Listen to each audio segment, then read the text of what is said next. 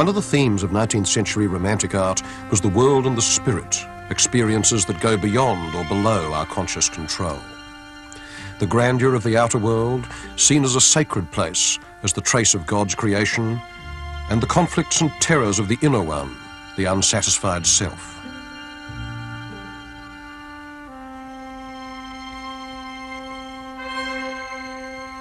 The search for these precarious images of man and nature was one of the great projects that the 19th century bequeathed to modernism.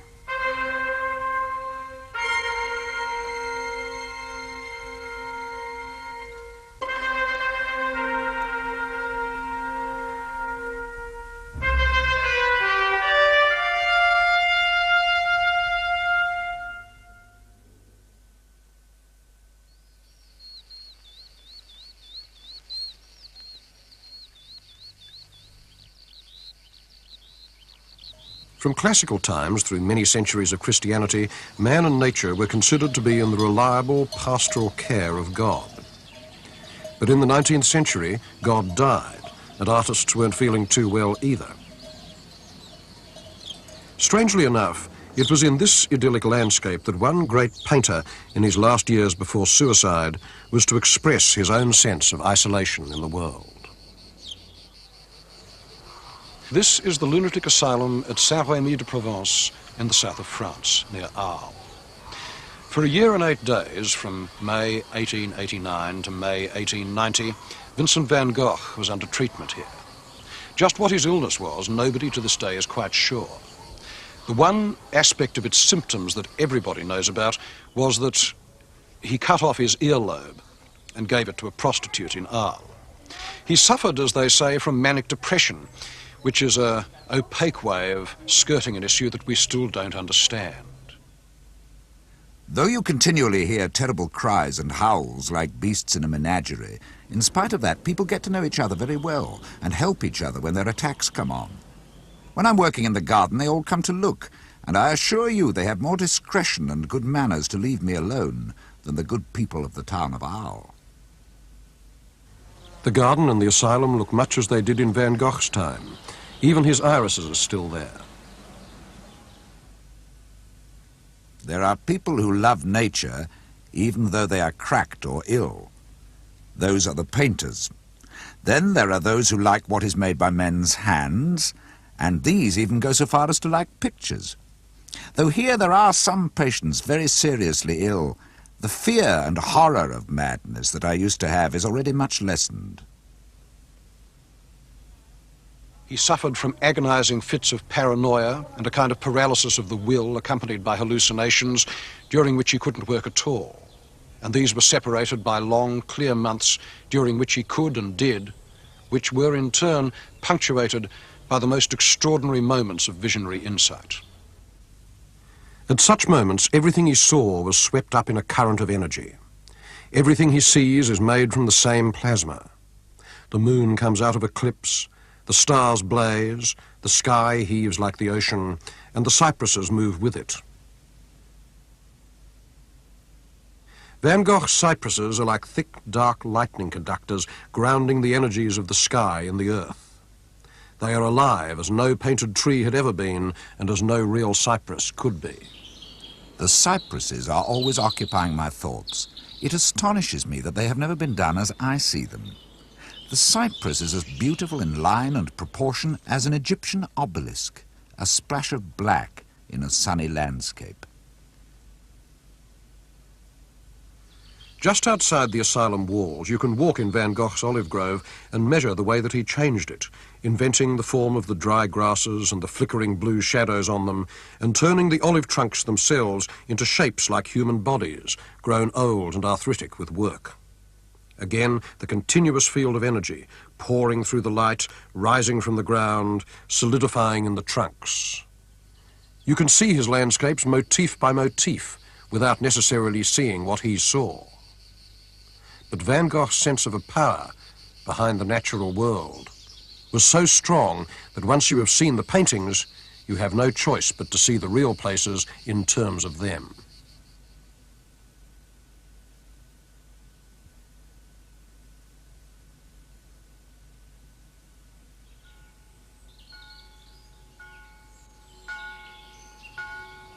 Another artist might have found these landscapes of twisted grey limestone formless, unpaintable.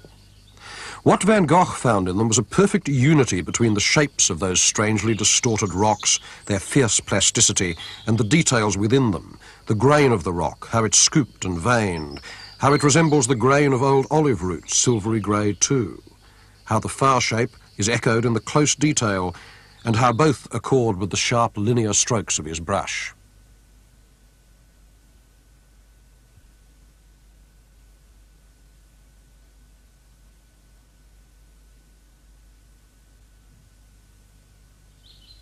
One of his favourite sites was over the Plaine de la Crau, whose flat fields and furrows and trees were, he said, as infinite as the sea, only better because people lived on them.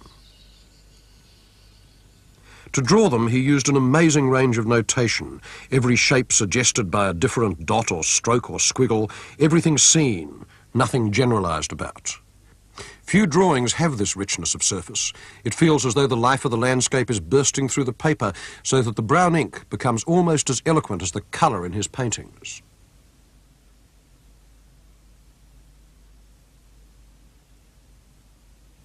Van Gogh's paintings were not the work of a madman. They were done by an ecstatic who was also a great formal artist. Today, the doctors would give him lithium and tranquilizers, and we wouldn't have the paintings, perhaps. We don't know.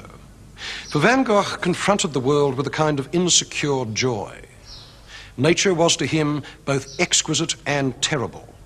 It consoled him, but it was his judge. It was the fingerprint of God, but the finger was always pointed at him. Sometimes the eye of God was, too, the yellow disk of the sun, huge and merciless, the emblem of Apollo. What Van Gogh called the gravity of great sunlight effects filled his work not only with a flood of colour, but also with a symbolism that one can only call religious, the idea that human life is lived beneath an immense exterior will, and that work, like sowing and reaping, is not simply work, but an allegory of life and death. I saw in this reaper, a vague figure struggling like a devil in great heat to finish his task, I saw then in it the image of death, in the sense that humanity would be the wheat one reaps. So it is, if you like, the opposite of the sower I had tried before. I find it strange that I saw like this through the iron bars of a cell. Such things did not come by chance. Van Gogh knew what he was looking for when he came south, and of course he found it, bringing the high spiritual ambitions of a northern romantic from Holland into a landscape of the senses. He went there, he wrote, "Because not only in Africa, but from Arles onward, you are bound to find beautiful contrasts of red and green, of blue and orange, of sulphur and lilac. And all true colourists must come to this, must admit that there is another kind of colour than that of the north." There was, and he fixed it, as no artist has done before or since. Van Gogh was 37 when he shot himself, but in the last 4 years of his life he'd changed the history of art. The freedom of modernist colour, the way that emotions are worked upon directly by optical means, was one of his legacies, as it was Gauguin's too. But Van Gogh had taken this even further than Gauguin, because he had opened up the modernist syntax to pity and terror, as well as to formal research and pleasure. He was the hinge upon which 19th century Romanticism turned into 20th century Expressionism, and as he lay dying, another artist, 10 years younger and many hundreds of miles to the north, was preparing to take this process a step further. In Van Gogh's work you can see the self scratching to be let out, but in Edvard Munch's, the self is out. And if that bony Norwegian face which he scrutinised and painted for 70 years, starting like a young pastor and going through the stages of bohemia and middle age to finish like a paranoid old Viking, if that face still haunts us, it is because Munch was the first modern painter to explore the idea of the self as a battleground. 25 years ago, there was not a general agreement about Munch's greatness. Many people who should have known better kept on thinking of him as a sort of gaunt psychotic troll whose obsessive self-inspection didn't make much sense below the Arctic Circle. but today he seems in every way as universal an artist as Ibsen or Strindberg. He was almost literally raised in the family sick room in a dreadful atmosphere of whispers, silences, vomit and carbolic acid. Disease and insanity were the black angels on guard at my cradle. In my childhood I felt always that I was treated in an unjust way, without a mother, sick, and with threatened punishment in hell hanging over my head. A great deal of Munch's creative life was spent exorcising the demons of childhood. The sick room, the praying faces, the small twisting hands of anxious women, the terrible apprehension that went with Munch's use of illness as a central metaphor of visionary insight, these surface in the paintings over and over again.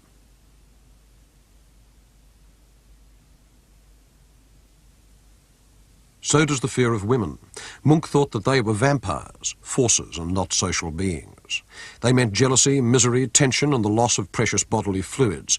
He imagined love as the losing struggle of the male against the female mantis. He felt that men only had two choices, to be castrated by a femme fatale or get rejected by a virgin.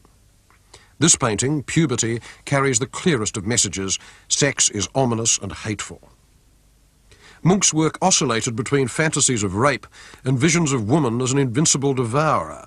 In his Madonna, you can almost see the feet sticking out of her mouth. When Munch was at the height of his powers, this was his summer studio at Asgard Strand, a couple of hours by car today outside Oslo. Before Van Gogh, cypresses were just trees. And before Munch, this was just a stony provincial beach with a grey horizon and a pier and rocks and trees coming down to the water.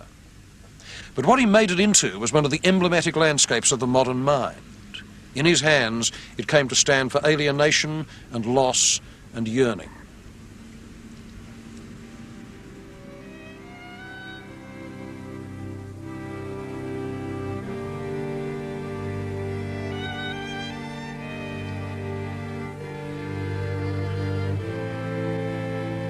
My whole life has been spent walking by the side of a bottomless chasm, jumping from stone to stone.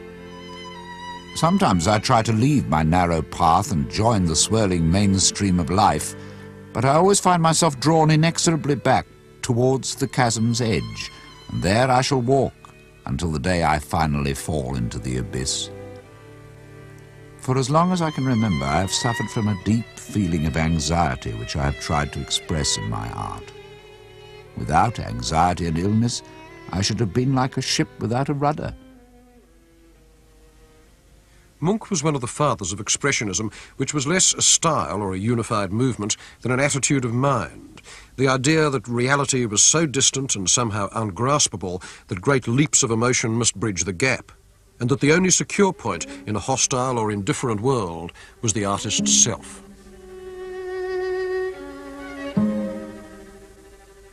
Munch's sense of estrangement in the crowd filled his images of the city.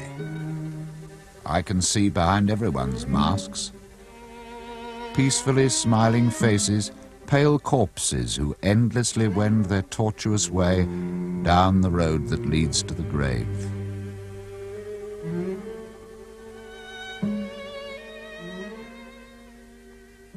This feeling of anxiety and helplessness in the face of big cities was not confined to Munch or to Oslo. Since the mid-19th century, the image of the metropolis as the devourer of souls, a place of lonely crowds and artificial distractions, had been seeping into art and poetry. Soon it would be the main backdrop for European culture. Charles Baudelaire addressed Paris as his ant-swarming city, city full of dreams where in broad day the spectre tugs your sleeve.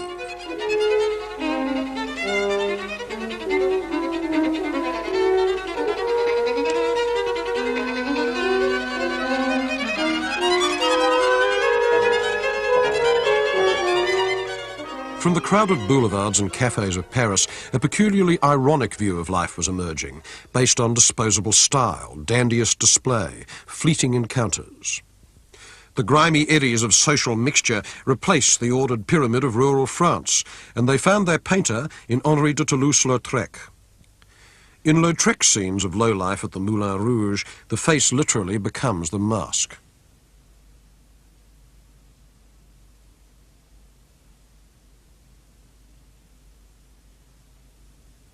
The Belgian painter James Ensor also picked up that image, using it to convey the idea that society was not only unreal, but a sort of demonic carnival, a collective of threatening masks.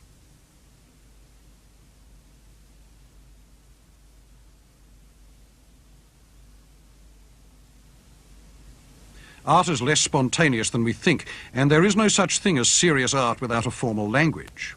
But the question was, where did one go for the language of extreme emotion, the human shapes of loss and fright? Actors? Medical textbooks? Where? Well, curiously enough, one of the solutions that Munch found would seem to have been archaeology. The cultures that Spain had destroyed in South America in the 16th century were beginning to acquire a certain amount of popular glamour in Paris in the late 19th. Incas, gold, lost cities in the jungle, all that kind of thing.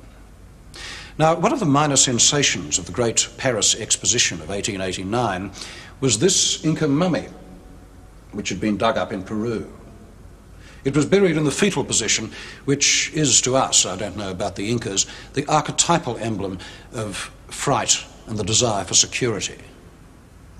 Paul Gauguin saw it at the exposition, and he was so moved by it that he copied it. Munch was also very moved by it, and so it is to this withered fetus that used to be a man that we owe probably the most famous image of neurosis in the history of art, the scream. I stopped and leaned against the railing, half dead with fatigue. Over the grey-blue fjord, the clouds hung, red as blood and tongues of flame. Alone and trembling with fear, I experienced nature's great scream.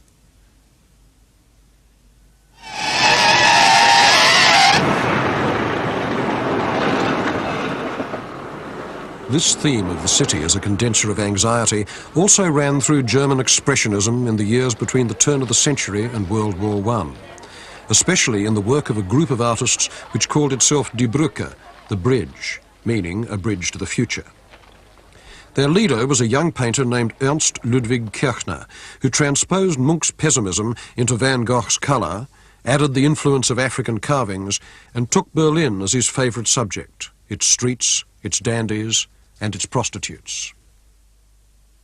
Kirchner's style, with its hatchings and sharp angles and harsh colour, was jittery and highly strung, a visual analogy to cocaine nerves. It was also rooted in a specifically German past, German Gothic without the religious content, full of skinny, unrepentant Mary Magdalens. These predatory ladies are Munch's fatal women, raised to a pitch of style unknown in Norway, and they take the image of the woman as castrator one step further towards pure glamour. Wenn ich meine Spesen nenne vor dem ewigen Gericht, fragt sich, ob ich dann noch brenne, vielleicht brenne ich auch nicht. Fragt sich, ob ich dann noch brenne, vielleicht brenne ich auch nicht. Wenn ich meine Spesen nenne vor dem ewigen Gericht, kurz und schlecht, wie gesagt, das ist erst morgen. Morgen, das sind keine Sorgen. Morgen interessiert mich nicht. Und mit morgen kann ich. Heirat für morgen ist Heirat.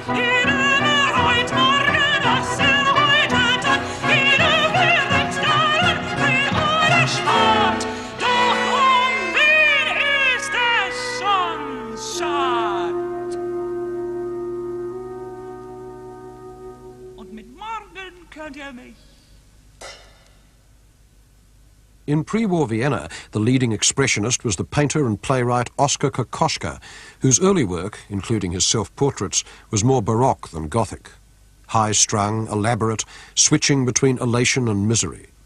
They came out of the same milieu as Freud and Schoenberg, that brief moment when Vienna, in the decay of its empire, was one of the capitals of introspective modernism.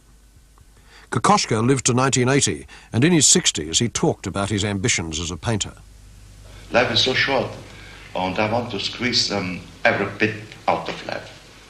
Like to live in the light, to live under the sun. It's such a great gift. We forget it today. I'm not a spectator. It's not the vedute I want to paint. It's like an opera. You can see what happens out there. I want to participate. I identify myself with the object. And therefore, as much in midst of life I want to be. I am an aspire here. I'm far away. I'm not here and sitting onlooker, patient onlooker. I'm but active. The landscape is not so much different for me from a face. I wander in a face, I wander in a landscape. I'm a wanderer. I can't stay stiff and admire. I have to do something. I have to mix it up with myself. In the twisting hands and strained faces of Kokoschka's portraits, the artist becomes the sitter's accomplice, not by giving him or her a socially useful mask, but by admitting a shared neurosis, a kind of mutual outsidership.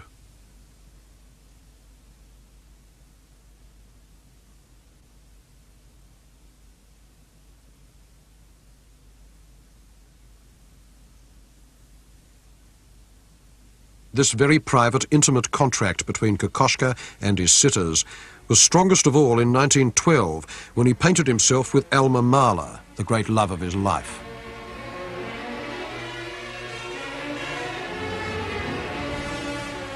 His affair with Mahler's widow also inspired Kokoschka to paint what is still the key image of expressionist love, The Tempest. The two lovers whirled along in a cockleshell of a boat, not on the sea, but in space. The shapes turbulent and broken, all highlight and darkness, the air, the lovers' bodies, and the boat caught up in the same ecstatic dislocation of form.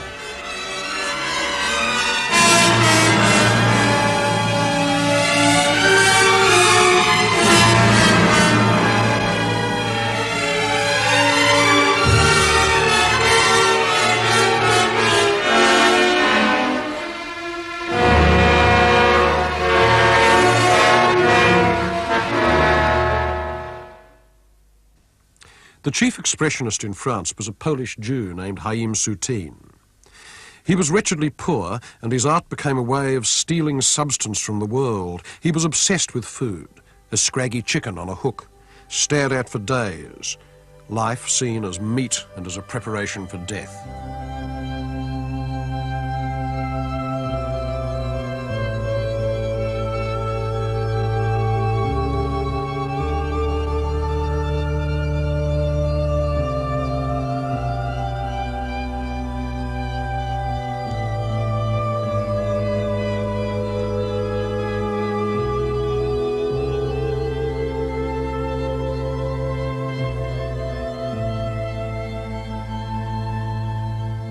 Soutine could give the carcass of an ox the pathos of a crucifixion.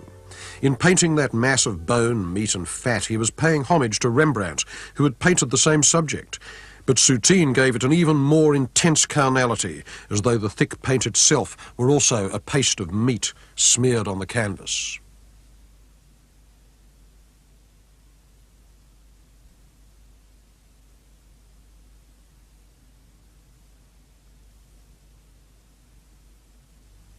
His landscapes, particularly the ones he painted near Céret in the south of France in 1920 to 22, are even more turbulent, like an extreme distortion of Van Gogh. The hills rear up, the houses lean like rags in a gale, the horizon strains against the sky, and the whole scene becomes one mass of tumbling, visceral paint. Soutine's brushwork looks like chicken guts. Never had a landscape been so transformed by emotion. The violence of the paint predicts the violence that would later surface in American abstract painting, but the images are still concrete.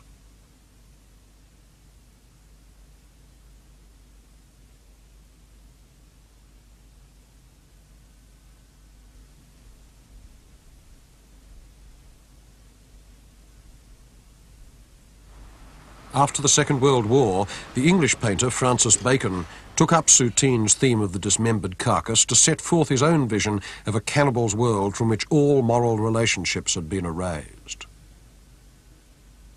I have tried to be as realistic in my way as I can be. After all, you only have to think about life.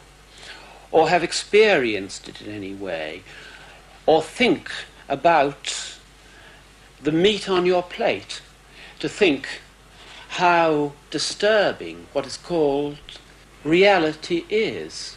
And we are nearly, everybody lives their life screened from it. And if my pictures seem to give over a kind of sense of violence or mortality, it's only in my attempt to be as realistic as I can. Mind you, when you talk about realism, I can only paint for myself. I don't paint for anybody else but for myself, because you can't. You try to bring the thing back onto your own nervous system in its most poignant form. In Bacon, the ideal body of classical art is dismissed. The nude becomes a two-legged animal with addictions.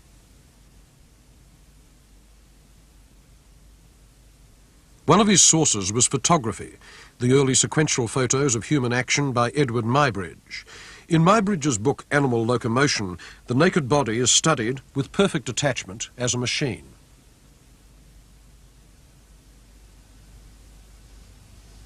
Muybridge are just raw statements of movements. Because every way that a person moves, stands, moves their arms or anything else has not only its movement, but, you may say, all the implications of that movement as well.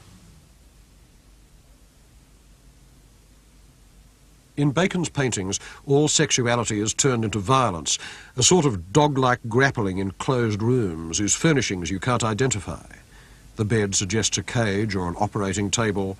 The walls and floor are the colour of bad motels. Yet the fragments of a tradition lurk behind the images, and one of Bacon's obsessive emblems was Velázquez's portrait of Pope Innocent X.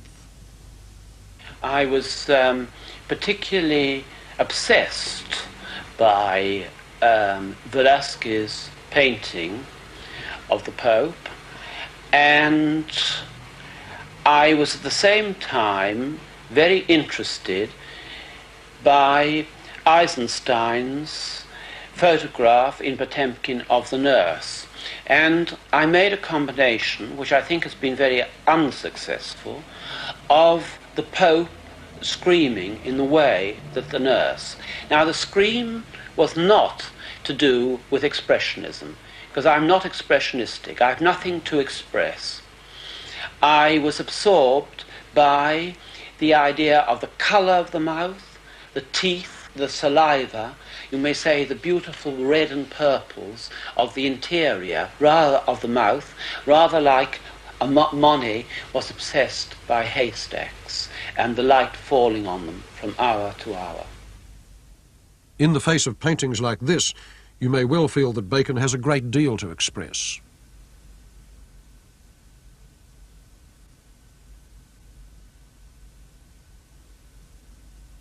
The other important painter of the disquieting human figure in the 50s was a Dutchman who had emigrated to America, Willem de Kooning. His paintings of women came partly out of American ads, the white smiles and big dominating glamour girls in the lush pop landscape of America's post-war boom, Marilyn with shark teeth. Hey, Susie Q, what's cooking with you? Your teeth look whiter than new. My teeth aren't new, but my toothpaste is new Pepsodent. Get with it, kids. New package, new flavor, new formula, too, means brighter smiles for me and you. You'll wonder where the yellow went when you brush your teeth with Pepsodent. Got the message? Like Kirchner's and Munch's, de Kooning's women are about anxiety. They take the expressionist fear of the fatal woman to an almost comic extreme. Squat, broad, overwhelming and primitive, glimpsed but not analysed, the sex goddess changes into a fiercer and older kind of idol. It also was like some kind of glimpse, like meeting one of those ladies. So when people say they're not really figures, but they're landscapes, that's true to a certain extent. But they were figures to me. You know, figures maybe in a landscape, or I don't know where exactly. Not here, not there, but somewhere. I don't think that I'm really expressing the world around me, you know, this real world, the so-called real world, is it's just something you put up with like everybody else. I'm in my element, and I'm a little bit out of this world. And then I'm in the real world. You know, I'm on the beam. Because when I'm falling, I'm doing all right. When I'm slipping, I say, hey, this is very interesting. It's when I'm standing upright what bothers me. I'm not doing so good. I'm stiff. As a matter of fact, I'm really slipping most of the time into that glimpse. Well, that's a wonderful sensation, to slip into this glimpse. I'm like a slipping glimpser. This spontaneity of touch and looking, the slipping glimpse, ran all through de Kooning's work, both figurative and abstract. But he and Bacon were among the very few artists who could handle expressionist distortion after the Second World War, because reality had now outstripped art.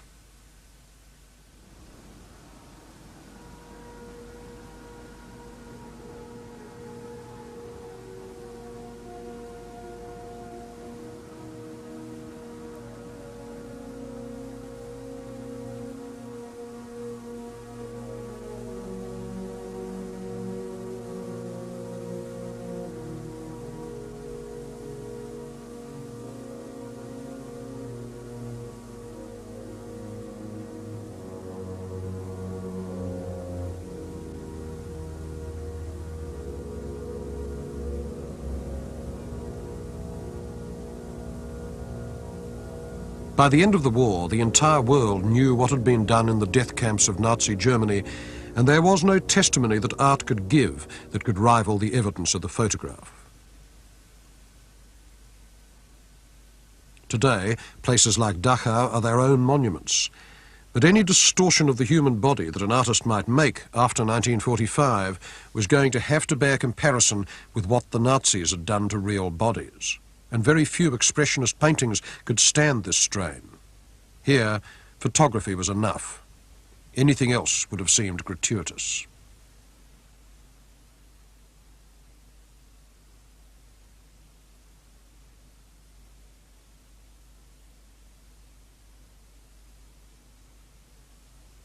In the face of this, there seemed to be very little that art could say. What we understand about the Holocaust we get from writing and photography. But art had very little to contribute, almost nothing of importance. The effects of this failure are still with us, because after the war there were very few people who believed that art could carry the burden of major social meanings anymore. There would be no more Goyas and Courbets. In the death camps, the only product, as far as art was concerned, was silence.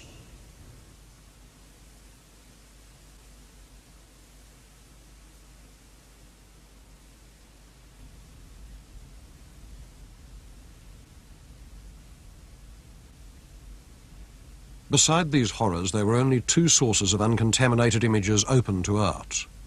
One was complete abstraction, the other was the natural world, and artists had been combining and recombining these for 30 years.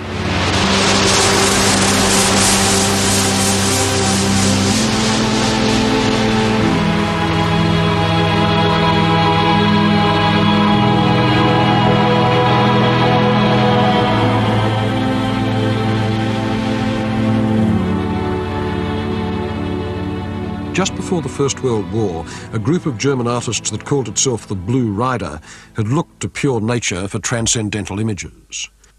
One of them was the painter Franz Marc. I tried to heighten my feeling for the organic rhythm of all things, tried to feel myself pantheistically into the trembling and coursing of the blood in nature, in trees, in animals, in the air. I see no happier means to the animalizing of art, as I like to call it, than the animal picture.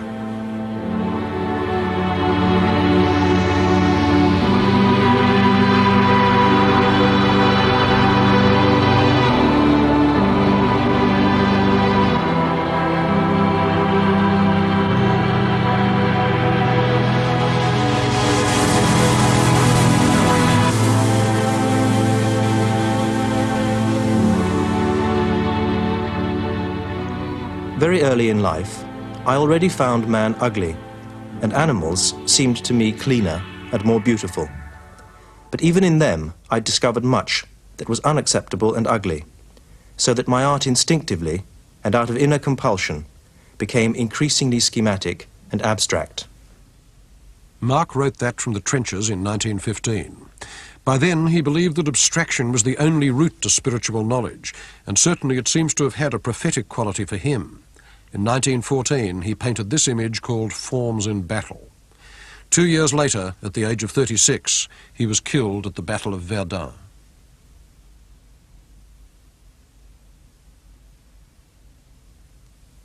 Paul Klee had been one of Mark's closest friends. He survived the war and went on to teach at the Bauhaus, and for another 20 years he would produce some of the most exquisite visions of nature in modern art.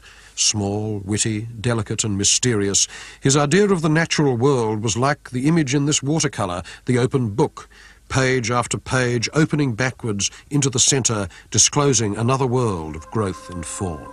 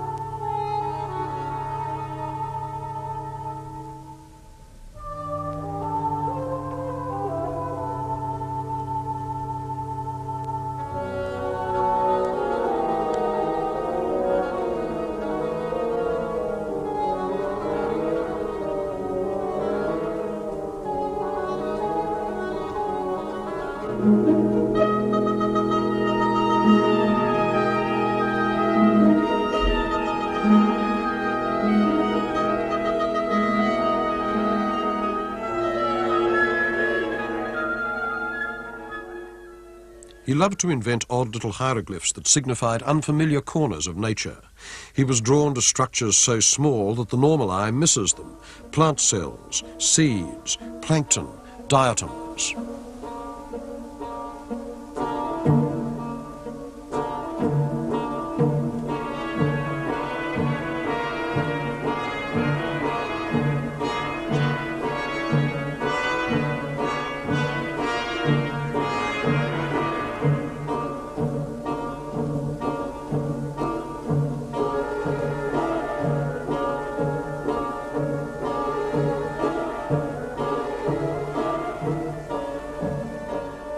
He loved whimsy and the grotesque as long as they weren't too scary.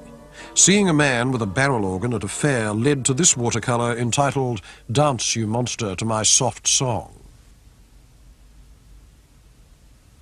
But for all its waywardness, Klee's imagination was connected to deep strands in German Romantic art, a vision of nature as sacramental, a gift of God, mysterious and benevolent. Hence his liking for subjects which had long been part of the Romantic repertoire. Icy mountains, for instance, with a stand of jagged pines. He used abstraction as a way of sharpening his perception of nature, and ours too.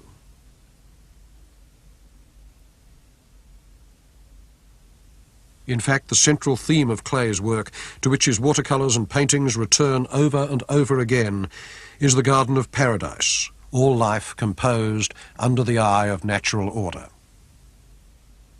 Klee taught painting at the Bauhaus in Germany in the 1920s, and one of his colleagues there was the first artist to try to paint transcendental images that were completely abstract. His name was Wassily Kandinsky. Kandinsky was Russian. He came to art late. He didn't begin until he was past 30. Folk art and the Russian icon were his early influences, and they showed in his bright patterns of flat colour. Of course, he'd looked at fauve paintings too, as you can see in this Kandinsky from the early 1900s. But gradually the patterns become more abstract. These shapes are not immediately recognisable as women, but there they are, in the midst of a pastoral scene with animals.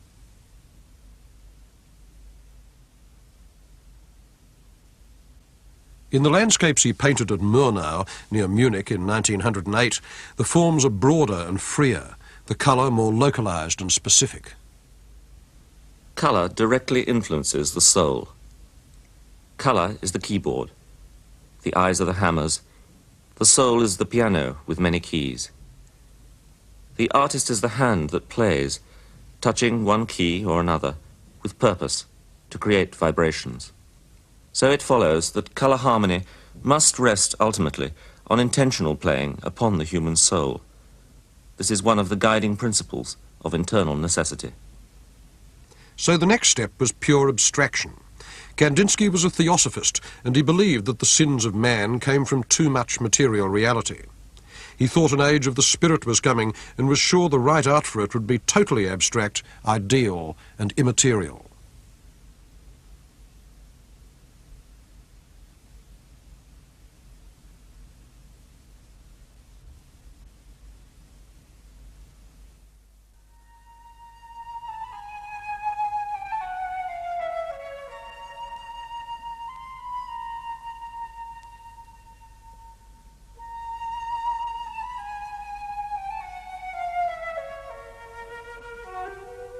Although Kandinsky painted his first abstract pictures around 1911, the natural world continued to offer images of another sort to both painters and sculptors.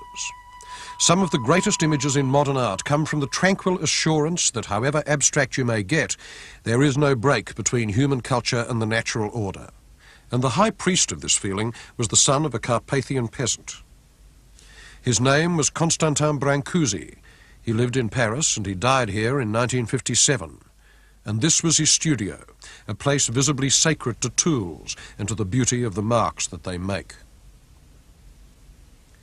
Coming out of a strong craft background, Brancusi knew the nature of his substances very well, the qualities of bronze, timber, marble, limestone, plaster.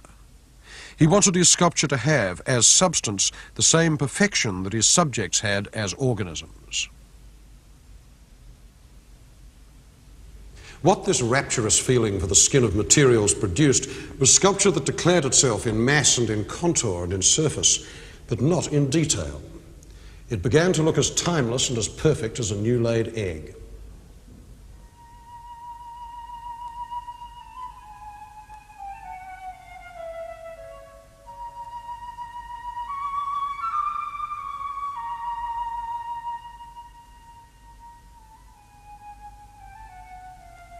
Brancusi wanted to find the most compressed form that still contained the subject. Not geometrical, always organic, like this stone fish, whose shape makes you see it slipping through layers of water. Or the minimum form repeated, as in his endless columns, composed of units that in theory could keep going up forever. In every piece, the tightest possible image.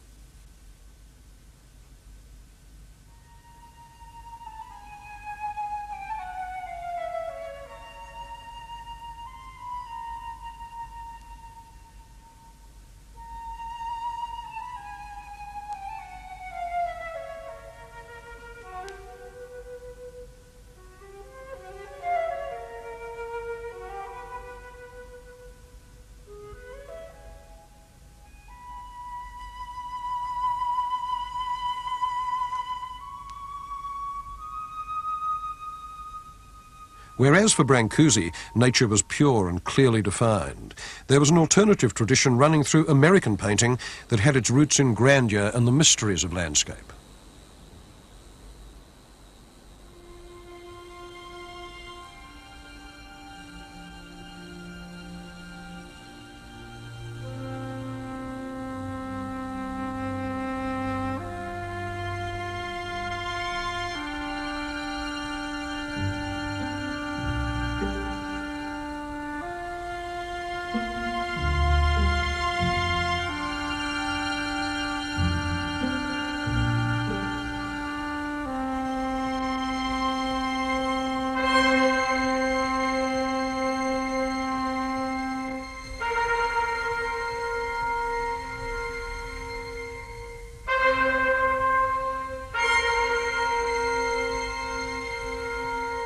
In the 19th century, the Grand Canyon of the Colorado River had come to typify what the American wilderness meant to artists. It represented the designs of God, his unedited manuscript.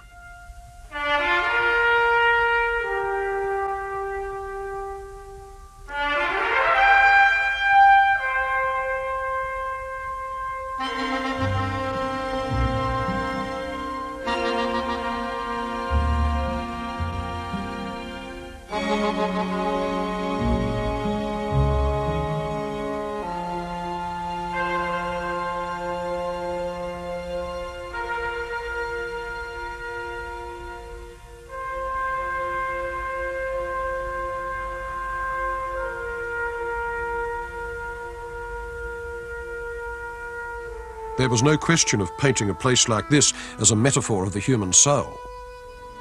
Human beings don't enter into it. No soul is that vast. To paint what you saw was enough. And this, I think, is the underlying reason why so much American romantic art from the 19th century to the mid-20th was less a description of the troubled self than a sustained homage to vastness and antiquity.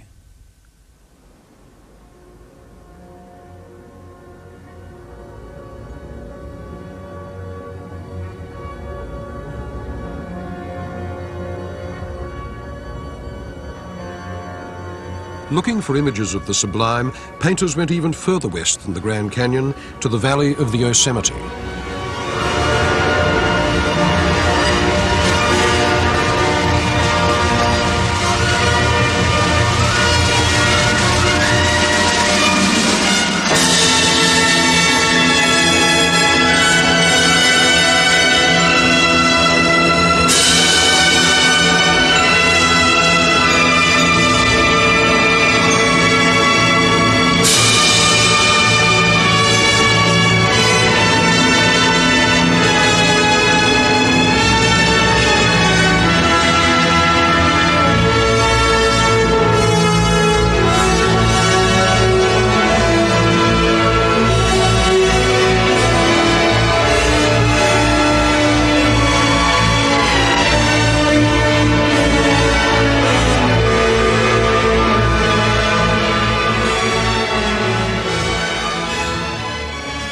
The feelings set off by such places had been described by Ralph Waldo Emerson. I become a transparent eyeball. I am nothing. I see all. The currents of the universal being circulate through me. I am part or parcel of God.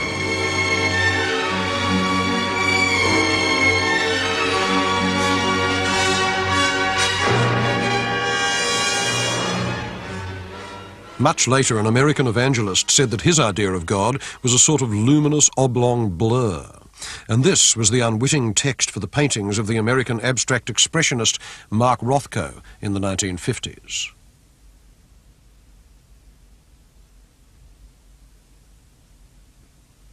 Rothko kept the format of landscape, the soft rectangles that can be read as sky and flat plain, sometimes with a bar like the horizon in between. But he gave the colour a kind of breathing intensity, and that, more than any reference to landscape as such, is what the paintings are about. They try to suggest that transcendence of Emerson's, but through light and colour alone. There wasn't much direct landscape imagery in abstract expressionism, and the general line was to deny that it was there at all, in case the paintings looked less radical and less abstract than they really were. But all the same, it was there in an oblique way, and the form that it took was a concern with giant scale. A painting like this one by Jackson Pollock is almost large enough to walk into. The space it suggests is not just an illusion, but a physical fact, at least in 2 dimensions. In it, the web of paint takes on a completely physical look like nature itself. The eye can't take it in all at once. It goes from knot to knot, from skein to skein, assembling the details into a whole as one assembles a landscape by looking at it.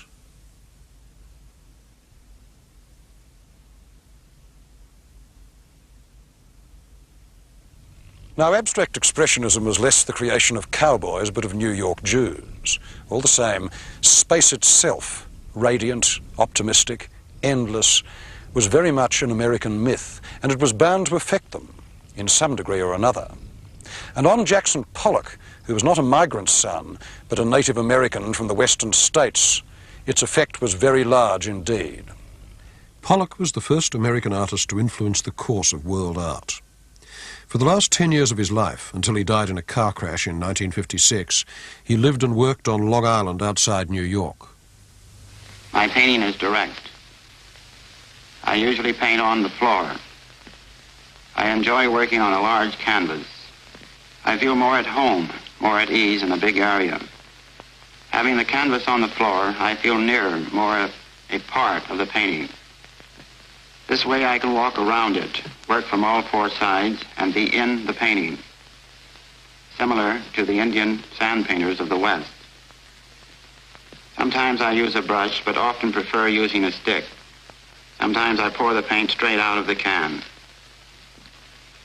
I like to use a dripping fluid paint. A method of painting is the natural growth out of a need. I want to express my feelings rather than illustrate them. Pollock's drip technique used to be treated as a joke, as though he were out of control. But he wasn't. The drips of paint were spontaneous, but they fell just where he wanted them, building the surface into a web of skeins and subtle energies working across the whole canvas. Pollock once declared that he wanted to become nature. What did he mean? That he wanted to work parallel with its variety, its unpredictability, and above all, its vitality. He had a very light hand. Sometimes, as in Blue Poles, you might be looking at a sort of abstract Tiepolo, the same kind of airy, light and sprightly drawing. This nervous energy of Pollock's, expanding under strict control, seems to refute the picture of him as a rip-roaring wildcatter from Middle America. Only intelligence, allied to a deep sense of the natural world, can produce work like this.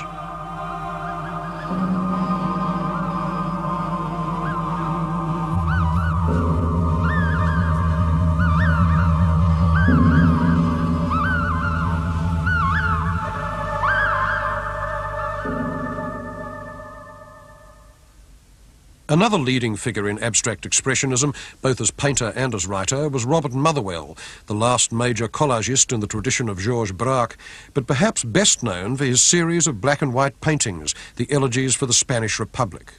He has always preferred to keep direct imagery out of his work. Painting is, so to speak, working by indirection, synthesizing what it scanned both internally and externally, in which the real object is not the world, but the canvas itself. I always loved that title of Max Ernst on one of his pictures, The Blind Swimmer. I think in a way we all worked as blind swimmers, as quite good swimmers, but quite blind. What the black was doing was slowly becoming a somber force, but also a brilliant force. There are certain painters who use black as a color as vividly as other artists can use fire engine red, let's say. But in the end, it seems that in my mind, black is also symbolic of death. Motherwell's Spanish elegies were provoked by the memory of the Civil War, though their field of suggestion is not only political. But in the meantime, what happened to the older ambitions of abstract art, like Kandinsky's hope that it could bring about some kind of spiritual change in those who saw it? The last religious commission given to a major artist is actually in America. It's here in Houston, Texas, where the de Menil family built a non-denominational chapel, a space for contemplation. They also commissioned the abstract expressionist Mark Rothko to do paintings for it. This was in 1964, and they were installed, finished, in 1971, a year after his death.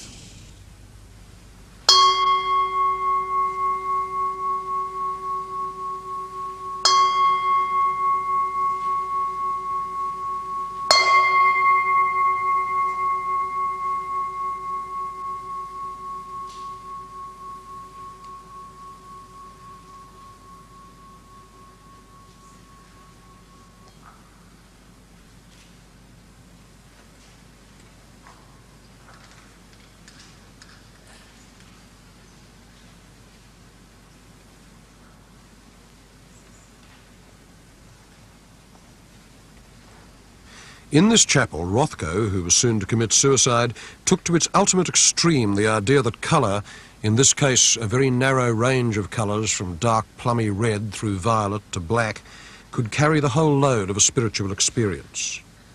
This is truly the last silence of Romanticism.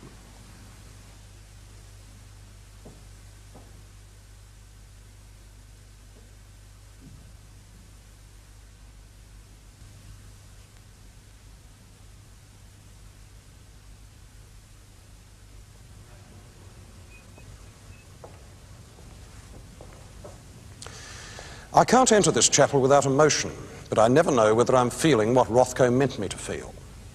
He wanted to be a great religious artist. He was not only a Jew, but a Russian Jew, and he wanted his paintings to act like icons and to possess the full moral seriousness of the Russian novel. Now, he had the wrong equipment for this. He had an exquisite sense of nuance and silence and vagueness. But this he wanted to carry the full patriarchal grandeur of the Old Testament. It couldn't, and these paintings are the result. These are not active images. They're more like zones of silence, blank slates which you complete by looking at them. And what they present as sacred is the state of receptivity, of slow looking. In fact, the condition of being an artist, of being Mark Rothko. The world has drained out of them. Now, does that make them religious art? Holier men than I have thought so in this chapel. And if I have my doubts, it's because they're so very withdrawn. The horizons and storms of earlier romantic sublimities have gone, and what is left as the sole subject of contemplation is a void.